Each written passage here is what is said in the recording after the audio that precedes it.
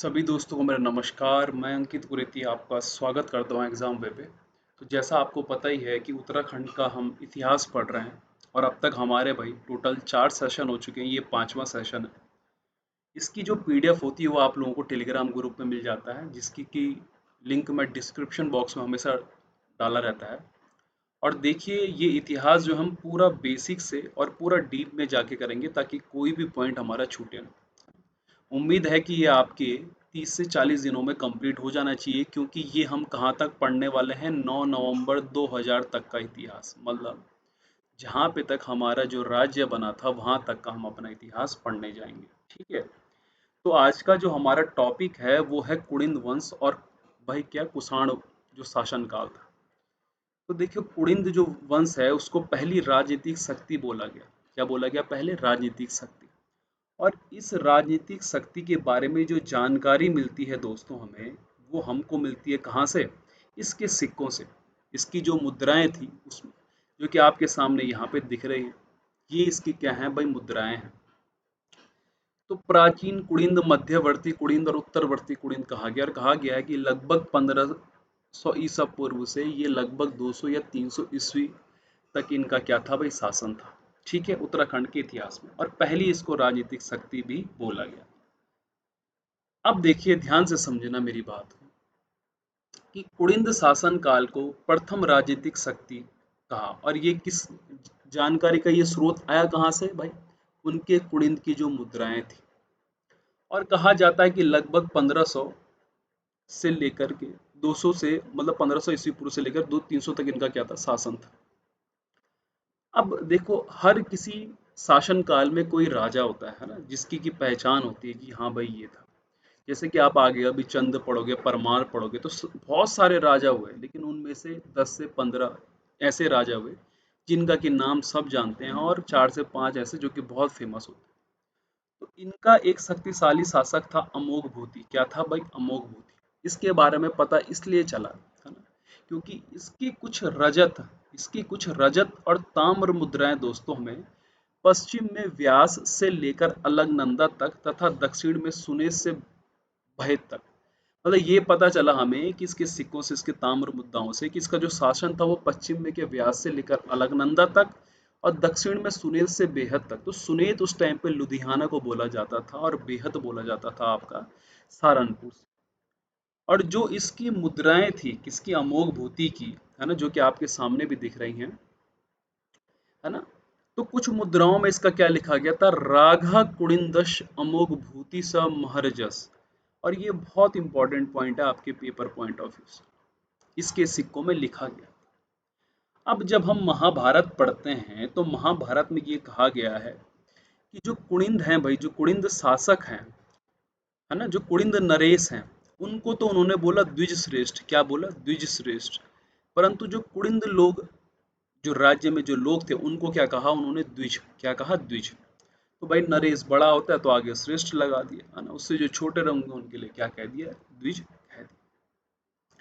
अब ये कहा जाता है दोस्तों कि इनकी जो पहली राजधानी थी, इनकी जो पहली राजधानी थी वो थी कलकुट। क्या थी? कलकुट। और दूसरी जो राजधानी थी वो क्या थी भाई? शत्रुघ्न। और ये भी कहा जाता है कि कुड़िंद लोग जो थे वो क्या थे? शैव धर्मावलंबी थे, मतलब शैव धर्म को मानने वाले लोग। अब यहाँ पे देखिए, कुछ सिक्के दिए गए हैं अमोघ भूति प्रकार के, है ना। कुछ कोई सिक्का तो देखो एंटी क्लॉकवाइज है, कोई क्लॉकवाइज दिख रहा है आप लोगों को। इसकी भाषा जो थी वो प्राकृतिक लिपि, और लिपि क्या थी इसकी? ब्राह्मी थी भाई, इन सिक्कों की, यहाँ पे जो आपको दिख रहा है। और इसके जो नाम लिखा हुआ देखो, वही लिखा हुआ उसमें। कुड़िंद की भाषा है देखो, ये जो पुरानी प्राचीन भाषा है। महाभारत और अष्टाध्यायी में जानकारी, वन पर्व में स्वभाव का उल्लेख। जो यहाँ पे कुड़िंद शासक है, इन इनकी बारे में जो जानकारी है महाभारत और अष्टाध्यायी में भी हमको इनकी जानकारी मिलती है। और वन पर्व में यहाँ पे एक राजा हुआ करता था सुभाव, जिसका कि क्या उल्लेख किया गया, इसके बारे में मैंने पहले भी आपको पढ़ाया, सुभाव की राजधानी वगैरह। अब कुड़िंद मुद्राएं जो थी वो दो जगहों से मिली, एक पड़ती है देवढुंगा और एक पड़ता अठूड़। अभी अठूड़ का आंदोलन भी पढ़ोगे आप करके। तो देवढुंगा हमारा उत्तरकाशी शहर में पड़ता है, और अठूड़ पड़ता है हमारा कहाँ? टिहरी गढ़वाल। अब देखिए मुद्राएं होती हैं उस टाइम पे, है ना, क्योंकि हम लोग जो पढ़ने जा रहे हैं यहाँ पे एक तरीके से आपका उत्तराखंड का ऐतिहासिक काल पढ़ रहे हैं। तो ऐतिहासिक काल में क्या होता है कि लेखन शैली यहाँ पे बन चुकी थी। तो यहाँ पे जो अभिलेख मिले 5 अभिलेख, इनमें से 4 भरूच में और एक कहाँ मिला है भाई, मथुरा में मिला है। और ये कहा जाता है कि इनके जो समकालीन वंश था वो योद्धे थे, अभी आप बाद में इसके बारे में पढ़ेंगे। और औदुंबर गणराज्य भी था भाई। कौन था? औदुंबर गणराज्य। और यहाँ पे ये अमोघ भूति प्रकार के कुछ मुद्राएं हैं, उनकी लिपि कही गई है कि भाषा क्या थी, प्राकृतिक थी। भाषा क्या थी भाई, प्राकृतिक। और लिपि जो थी भाई उसकी क्या थी, ब्राह्मी थी। तो किसी की लिपि ब्राह्मी थी तो किसी की लिपि क्या खरोष्टी भी इसमें देखी गई है ना, खरोष्टी लिपि में भी इसको देखा गया है भाई। स्वास्तिक का चिन्ह बना हुआ है, कहीं पे सिंह वाले हिरन दिखाए गए हैं। तो अभी आप इनको पढ़ने वाले हैं, ठीक है। तो देखिए क्या हुआ, किस प्रकार से कि कुड़िंदों की 3 प्रकार की मुद्राएं मिली हुई। कितने प्रकार की? 3। पहली तो इनका जो शक्तिशाली शासक था अमोघ भूति उसकी, दूसरी किसकी मिली है भाई, अल्मोड़ा प्रकार की, और तीसरी मिली है चत्रेश्वर। इसको कभी कभी छत्रेश्वर भी बोला जाता है, क्योंकि छत्तेश्वर जो थे इनके अधिष्ठाती देव थे, किनके? कुड़िंदों के भाई। तो अमोघ भूति प्रकार की जो मुद्राएं थी वो ज्यादातर किस में मिली है, मतलब रजत या तांबा में मिली है ना। और इनकी जो लिपि थी ब्राह्मी और क्या है, खरोष्टी लिपि थी। कौन सी? ब्राह्मी व खरोष्टी। और इनमें जो अंकन है वो देवी की और हिरन बना हुआ भाई। क्या भाई यहाँ पे दिख रहा है आपको, हिरन बना हुआ हल्का सा देखो। और ये देवी देखो यहाँ पे, ये दिख रहा होगा आपको, है ना। तो ये जो था, ये आपकी अमोघ भूति प्रकार के थे, ठीक है। अच्छा, अल्मोड़ा प्रकार की जो मुद्राएं थी वो 4 मुद्राएं मिली। उन 4 मुद्राओं में कुछ शासकों के क्या थे, नाम थे। मतलब 4 मुद्राओं में ही नाम मिले, मिले तो बहुत सारी मुद्राएं, जिनमें कि शिवपालित, हरिदत्त, शिवदत्त और मगभद्द थे। क्या थे? मगभद्द। और इनकी 54 मुद्राएं जो है दोस्तों वो कहाँ से मिली, कत्यूर घाटी में, जिसमें कि एक मुद्रा मुद्रा जो थी वो शिवदत्त की थी, एक आसेक की थी, और शेष किसकी थी, गौमित्र नाम के किसी शासक की, कुड़िंद शासक की थी। अब जो ये मुद्राएं हैं इनमें से कुछ मुद्राओं को ब्रिटिश संग्रहालय में भी रखा गया है।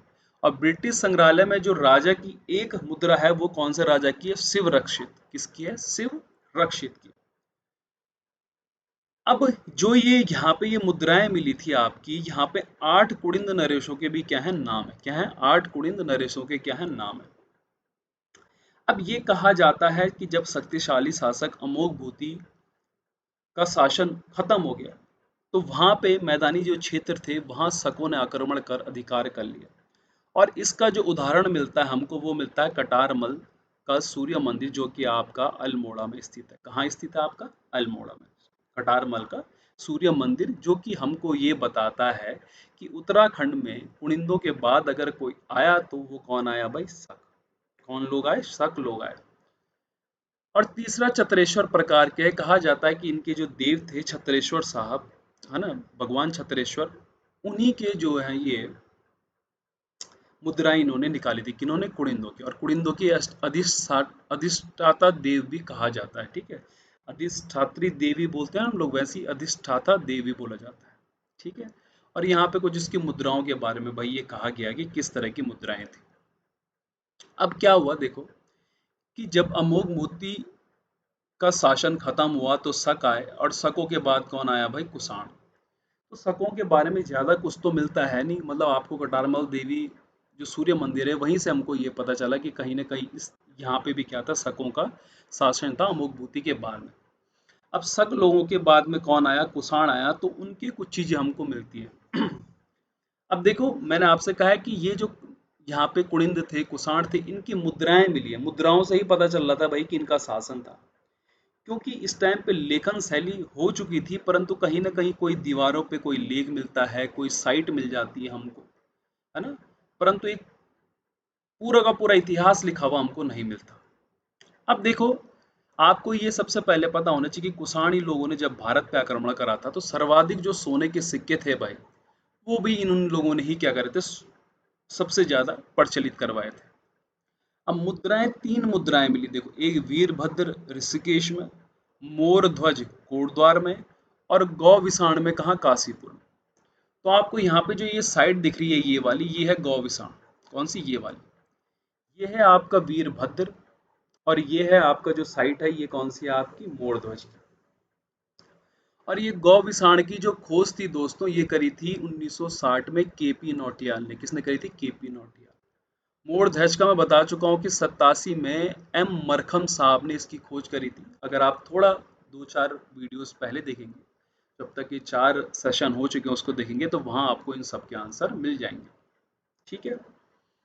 अब शक्तिशाली शासक जो था शकों में, आप सब जानते हैं कि कौन था भाई, कनिष्क था। जिसकी राजधानी कहाँ थी, पेशावर। इसका प्राचीन नाम क्या था, पुरुषपुर। क्या था, पुरुषपुर। अब क्या हुआ कि इसने अपना एक शक संवत चलाया, जो कि क्या है, 78 ईस्वी में उसने अपना एक शक संवत चलाया। और रेशम मार्ग जो चीन के साथ का व्यापार मार्ग था, उस पे भी इसका क्या था, नियंत्रण था। अब इसका उत्तराधिकारी हुआ, मतलब कनिष्क के बाद में जो राजा आया वो कौन, हुइस्क, जिसके बारे में कि उत्तराखंड में कितनी मुद्राएं मिली हैं, 44 स्वर्ण मुद्राएं मिली हैं। और कहाँ से, मुनि की रेती। आपको पता मुनि की रेती कहाँ है भाई, ऋषिकेश में। और ये कब मिली, 1972 में। कब मिली भाई, 1972 में। अब गौविसाण जो टीला है, जो आपका कहाँ पड़ता है, काशीपुर में पड़ता है। वहां से एक शक राजा वासुदेव द्वितीय की 3 स्वर्ण मुद्राएं मिली हैं भाई। कितनी मिली हैं, 3 स्वर्ण मुद्राएं। और इन मुद्राओं में शिव व नंदी का क्या मिला है, चित्र मिला है। शिव व नंदी का क्या मिला है, चित्र मिला है। वहीं 7 स्वर्ण मुद्राएं खटीमा भाई, जहां से हमारे धामी साहब उठे थे परंतु हार गए थे, वापिस उनको चंपावत से दोबारा चुनाव लड़ना पड़ा। खटीमा से प्राप्त वसु नामक राजा का भी क्या मिला है, नाम मिला है। तो आज आपने कुड़िंदों के बारे में जो हमारे पास में जो अभी तक जो डाटा है उस वो पढ़ा, और साथ ही साथ कुषाणों के बारे में भी पढ़ा। इसको मैंने आप लोगों को कंसाइज करके दिया हुआ है। कंसाइज बोलूँ तो, अगर आप लोग कोई सी भी बुक पढ़ते हैं और उसके बाद में इन नोट्स को देखते हैं, तो आप लोगों को चीज़ें ज़्यादा जल्दी याद हो जाएंगी बजाय औरों के। तो इसीलिए ये नोट्स ऐसे बनाए गए हैं कि ताब आप पढ़ने के बाद में इनको रिवीजन भी उतनी ही जल्दी कर सकें, और कोई सा भी पॉइंट आपका मिस नहीं हो सकता है। अगर हो भी सकता है तो शायद 1 या 2 पॉइंट मिस हो सकते हैं, पर ज़्यादा से ज़्यादा मैंने कंटेंट इन पीडीएफ में आप लोगों के लिए डाला है। तो उम्मीद करता हूँ कि आपको इस सेशन पसंद आया होगा। आज के लिए इतना ही। इसकी पीडीएफ आपको टेलीग्राम पे मिल जाएगी। धन्यवाद।